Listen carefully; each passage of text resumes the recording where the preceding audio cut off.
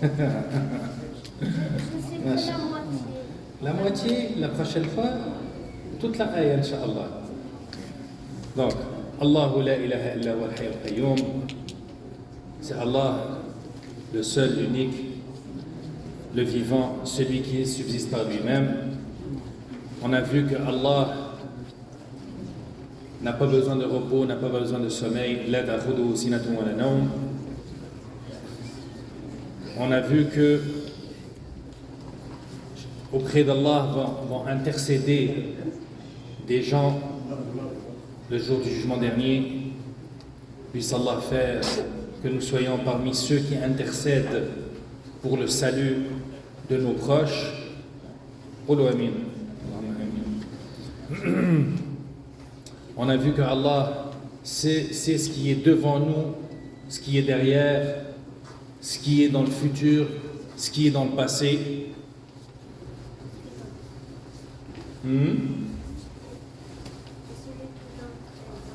Et le présent, bien sûr. Et ensuite, la ayah suivante était celle où Allah dit « La ikraha fi din » nulle contrainte en religion. On avait vu que on ne peut pas forcer les gens à devenir croyants et que la foi doit venir d'abord, c'est un don d'Allah, ensuite c'est des convictions à titre individuel. Pour qu'on puisse avoir la foi, il faut qu'on en soit convaincu nous-mêmes. Allah nous parle dans Ayat al-Kursi de lui-même pour définir en quoi on croit. Allah l'unique, le seul. Parce que sinon, si Allah ne nous avait pas défini c'est qui Allah, c'est quoi ses noms, c'est quoi ses attributs, dans ce cas-là, chacun pourra dire ce qu'il veut. Il y en aura autant de religions et d'imagination de la création que d'humains. Donc Allah nous a bien spécifié ça. Allah nous a envoyé le prophète Mohammed alayhi salatu wassalam pour nous guider sur le chemin et le chemin unique. On va le voir un peu plus tard. La ikraha fi din, nulle contrainte en religion. Qad tabayyana ar-rushdu min al-ghayy, car le bon chemin s'est distingué de l'égarement. On avait vu dans Surat al-Insan, Inna hadaynahu as-sabila imma shakiran wa imma kafura. On avait vu que Allah va nous montrer le chemin, que ce soit par la révélation, qui est la seule et unique source par laquelle Allah va parler à l'humanité, et aussi par l'intuition ou la disposition naturelle que Allah a mis dans chacun d'entre nous. Et Allah nous dit que le chemin de l'égarement ainsi que le chemin de la guidée sont bien distingués. فمن يكفر بالطاغوت ويؤمن بالله فقد استمسك بالعروة الوثقى لا انفصام لها والله سميع عليم. Donc, quiconque mécroit aux rebelles, tandis qu'il croit en Allah, saisit l'anse la plus solide qui ne peut se briser, et Allah est audient et omniscient. Regardez bien, dans cette ayah, Allah dit فَمَنْ يَكْفُرْ بِالطَّاغُوتِ. Il a commencé par mécroire au taghut avant de dire وَيُؤْمِنْ بِاللَّهِ, ce qu'on appelle en arabe, ce qu'on appelle dans le fiqh التخلية قبل التحلية. Imagine ton cœur comme un récipient. Avant que tu puisses mettre quelque chose, un liquide précieux dans ce récipient, il faut que ce récipient soit nettoyé. Je te donne un exemple. Est-ce que tu vas mettre du lait dans un récipient qui est sale? Non. Pourquoi? Parce que sinon, le lait il sera plein de bactéries. Parce croire que tu seras malade. Exactement, parce que le lait sera affecté. Et donc, Allah nous dit que pour croire en Allah, tout d'abord, tu dois mécroire en tout ce qui est tarout. Qu'est-ce qui est tarout? Tarout en arabe, si on suit la langue, on lève les deux mains, mashallah. La langue arabe dit tarout, c'est tout ce qui dépasse ses limites. Mais dans ce contexte, c'est tout ce qui est vénéré à part Allah. Comme on avait dit dans la ayah précédente, que le seul qui se doit d'être vénéré, adoré, c'est Allah. Et donc, tout le monde qui adore autre que Allah, c'est qu'ils adorent, c'est du tarout. On pourrait voir plus tard qu'il y a du monde qui adore des vaches, il y a des gens qui adorent des rats, des singes. Regardez sur YouTube et vous allez voir toutes les abominations et toutes les fausses religions. Il y a des mondes qui vont adorer des morts. Il y a des gens qui vont adorer des statues. Et il y a pire encore, il y a du monde qui vont s'adorer eux-mêmes et prendre comme seul Dieu leur patient.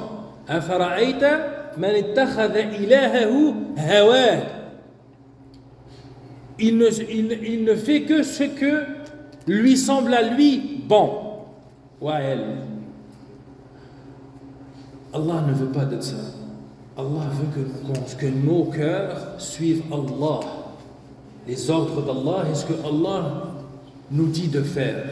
Et donc, فَمَنْ يَكْفُرْ بِالطَّاغُوتِ, celui qui mécroit au tarout doit venir avant وَيُؤْمِنْ بِاللَّهِ, parce que le seul qui va être dans ton cœur, c'est Allah. وَيُؤْمِنْ بِاللَّهِ فَقَدْ اسْتَمْسَكَ بِالْعُرْوَةِ الْوُثْقَى. Et Allah nous dit, nous fait c'est comme s'il nous fait une figure, une image. Comment on imagine la foi en Allah? C'est comme si tu avais tenu une corde, une poignée solide. Et lorsque ton cœur est attaché à Allah, il est attaché à une corde solide. L'infisam alaha, qui ne brise pas, qui ne peut pas se briser. Wallahu sami'un alim. Et Allah est audient et omniscient. Chaque fois que tu entends Allah dire de lui-même qu'il est Sami', audient, sache qu'il te le dit à toi. Pourquoi? Pour que tu puisses prier et demander. Pour que tu puisses demander à Allah ce que tu veux. Allahumma aghnini, Allahumma wassa'li fi rizqi, Allahumma barik li fi ahli, Allahumma barik li fi sahhati wa ilm. Sami' yasma', il entend. Et donc, si Allah te dit qu'il t'entend, c'est là qu'il faut que tu pries. Alim, parce qu'il sait ce qu'il est le meilleur pour toi. Tu sais, il y a des gens que ils prient Allah, oh Allah, donne-moi telle chose. Et au final, il voit que Allah ne lui a pas donné la chose qu'il voulait. Et là, ils sont tous mécontents, ils commencent à avoir des doutes. Mais Allah te dit que, en plus de t'avoir entendu, et en plus d'avoir exaucé ton vœu, Allah l'exauce de la meilleure façon pour toi, parce qu'il sait ce qui est bon à toi. Je vous donne un exemple. Si tu es dans la cuisine et tu as un couteau et tu es en train de couper de la viande, on va dire, et ton enfant est à côté de toi et est en train de pleurer, donne-moi le couteau. Est-ce que tu vas lui donner le couteau? Non. Pourquoi? Oui. Parce qu'il va se faire du mal à lui-même avec ce couteau. Fait que là, lorsque tu pries Allah, oh Allah, donne-moi une Audi Q8, oh Allah, donne-moi. Finalement, Allah ne te donne pas ça. C'est parce qu'il se peut qu'Allah te la donne, mais au final tu vas avoir un accident avec. Oh Allah, je veux marier telle fille, oh Allah, fais qu'elle soit mon épouse. Puis finalement, Allah ne te facilite pas qu'elle devienne ton épouse. Pourquoi? Parce qu'Allah sait que vous n'êtes pas compatibles et qu'après l'amour et le glamour viendra le drame. Wal'iyadhu billah. Mais Allah va te donner quelque chose qui est bon pour toi. Toi, tu as prié, Allah t'a entendu, mais comment Allah va exaucer? C'est Allah qui choisit. Il se peut qu'il te le donne dans l'ici-bas, il se peut qu'il te le préserve pour le jour du jugement dernier. Là, tu voudras quelque chose au paradis, tu voudras échapper à l'enfer et tu aurais préféré dans ce moment-là que Allah t'aurait gardé toutes tes prières pour les exaucer le jour du jugement dernier. Mais l'humain est impatient. Si Allah ne répondait pas à toutes nos prières ou nous donnait pas ce qu'on veut tout de suite, il y en a parmi nous qui vont être égarés. Fait qu'Allah, dans sa science absolue et dans le fait qu'il te connaît mieux que toi-même, va juste te donner ce que tu demandes si c'est le meilleur pour toi-même. Ensuite, Allah continue, il nous dit Allahu waliyul ladhina amanu yukhrijuhum min adh-dhulumati ila an-nur. Allah est le défenseur de ceux qui ont la foi. Il les fait sortir des ténèbres à la lumière. Allah guide les musulmans. Allah guide ceux qui ont la foi vers le bon chemin. Et regardez, il a dit yukhrijuhum min adh-dhulumati ila an-nur. Il les fait sortir des ténèbres. S'il te plaît, ma fille, viens ici. C'est pas que... Barakallahu fik. Il les fait sortir des ténèbres à la lumière. C'est quoi les ténèbres? S'il te plaît, mon ami, on répond lorsque je te donne la parole. Ça fait 2 fois que tu réponds comme ça. Si chacun répondait comme ça devient... Oui, même. Les ténèbres, c'est quand il fait noir, voilà. Oui. C'est on peut dire l'enfer. Non. Les ténèbres, c'est le contraire de la lumière. C'est la noirceur. C'est l'obscurité. Et donc, Allah nous dit qu'il nous sort de l'égarement vers la guidée. Il nous sort de la noirceur vers la lumière. C'est ça la foi en Allah. C'est ça ce que Allah nous fait. Et remarquez bien, يخرجهم من الظلمات إلى النور. الظلمات, les ténèbres, est au pluriel. An-Nur, la lumière, est au singulier, voulant dire que les égarements sont infinis, mais que le chemin de la droiture est unique. Oui. Masha'Allah, tabarakallah. والذين كفروا أولياؤهم الطاغوت يخرجونهم من النور إلى الظلمات. Quant à ceux qui ne croient pas, ils ont pour défenseurs les taghut qui les font sortir de la lumière aux ténèbres. C'est comme si Allah nous parle de 2 courants. Un courant qui fait sortir des ténèbres vers la lumière et qui mène vers Allah, et un autre courant qui fait égarer et qui prend du chemin de la lumière vers celui des ténèbres, celui des taghut, celui de ceux qui sont vénérés à part Allah. أولئك أصحاب النار هم فيها خالدون. Voilà les gens du feu, où ils demeurent éternellement. Avec cette ayah, je vais mentionner un hadith et il faut que vous vous souvenez de ce hadith. عن عبد الله بن عمرو, selon Abdullah ibn Amr ibn al-As, radiyallahu anhuma, qu'Allah soit les agrée les deux, qu'Allah soit satisfait des deux. Le prophète alayhi salatu wa salam a dit: وَإِنَّ بَنِي إِسْرَائِيلَ تفرقت على 72 ملة وتفترق أمتي على 73 ملة كلهم في النار إلا ملة واحدة.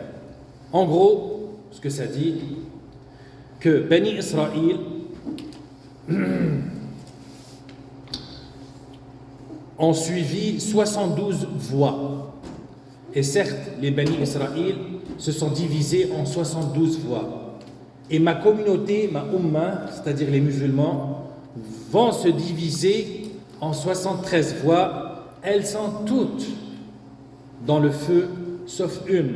Et là, les compagnons du prophète, alayhi salatu wa salam, lui posent la question: des musulmans qui vont en enfer, sauf un groupe, c'est qui ce groupe?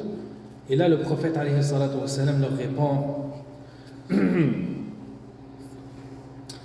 Donc, ils ont dit: quel est, ô messager d'Allah, ce groupe qui va échapper à l'enfer? Le prophète a dit: c'est la voie sur laquelle je suis, moi et mes compagnons. Ma ana alayhi wa ashabi. Et donc, ma ana alayhi wa ashabi. Donc la première ayah, qui est la troisième ayah après ayat al-Kursi, nous parle que la lumière est unique et que les ténèbres sont multiples, plusieurs. Et ce hadith authentique, selon At-Tirmidhi, nous dit que le prophète alayhi salatu wa salam nous met en garde contre le regroupement, les sectes, les groupes, que chacun va se prendre un groupe et se dire que c'est eux. Le prophète alayhi salatu wa salam nous a donné une bonne indication. Quel est le groupe qui va suivre la voie qui mène au paradis? C'est celle qui suit le prophète ainsi que ses compagnons sallallahu alayhi wa sallam wa radiyallahu anhum ajma'in.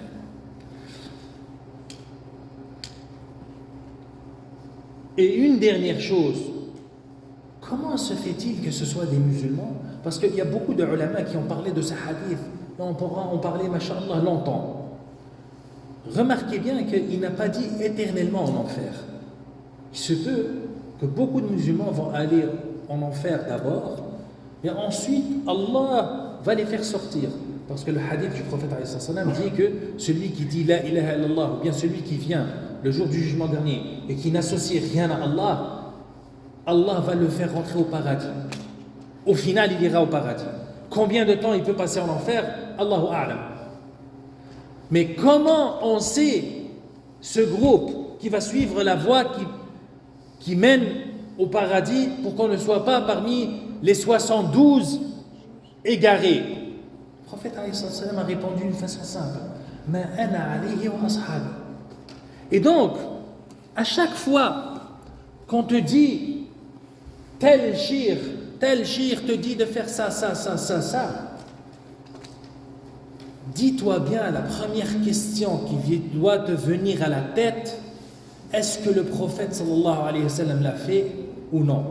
Si le prophète alayhi wa sallam ne l'a pas fait, crois-moi que tu le fasses ou non, ce ne sera pas une question de paradis ou en enfer. Il se peut que le prophète alayhi wa sallam n'a pas fait des choses que Allah considère comme des bonnes actions. Allah peut nous rétribuer ou donner des hasanat pour une action que le prophète n'a pas fait alayhi wa sallam. Mais qu'est-ce qui est le meilleur? Qu'est-ce qui est sûr à 100% que ce n'est pas de l'égarement? Et là, je ne rentrerai pas trop dans les détails. Est-ce que bid'a, pas bid'a, bid'a hasana, bid'a... Non. Dis-toi toujours que si tu veux vraiment aller au paradis, il faut que tu t'instruises comment le prophète, alayhi salatu wassalam, vénérait Allah.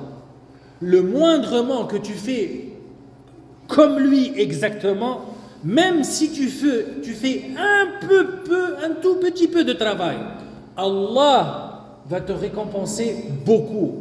Parce que non seulement tu vas avoir la récompense de faire des bonnes actions, non seulement tu as la certitude que tu ne t'égares pas, mais en plus Allah va te donner la récompense de suivre as-sunnah, de perpétuer la tradition prophétique.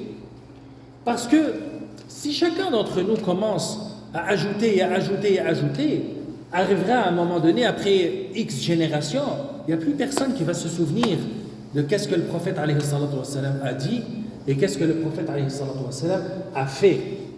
Et donc, comme Allah nous dit « Wa ati'u Allah wa ati'u Rasul » obéissez à Allah et obéissez au prophète, là on peut demander à Allah comment on va obéir au prophète. Et là, on va dire la sunnah. Il faut lire les hadiths, il faut les apprendre, il faut les enseigner à nos enfants. Le fait que Allah dans le Coran nous impose de suivre as-sunnah, ça veut dire qu'il va préserver as-sunnah. Et que al-Qur'an ou as-sunnah, c'est les deux révélations.